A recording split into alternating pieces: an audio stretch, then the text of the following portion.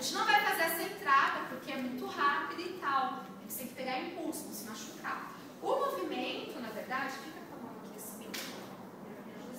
O movimento é isso aqui, ó. Eu venho na diagonal e eu me jogo. Vou me jogar de modo que essa perna vai ficar aqui e a outra perna vai ficar aqui, mais ou menos nessa altura, ó.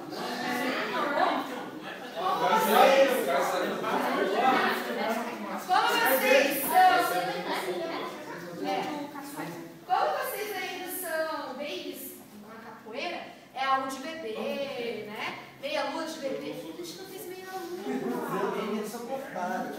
Meia lua, meia lua, sim. Meia lua de compasso, lembra? Já fizemos. A gente fez meia lua de compasso hoje não. Hoje não, mas já fizemos. Eu esqueci de lembrar. O que vai acontecer?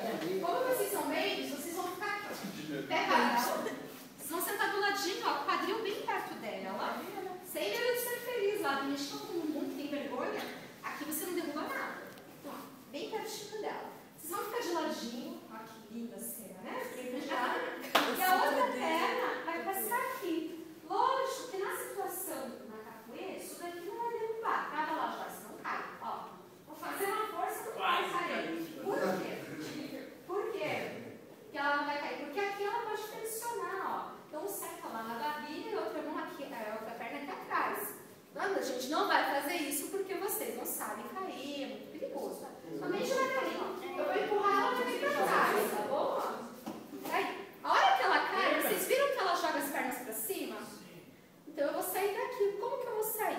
Essa minha perna que tá aqui na barriga dela, ó, tá vendo?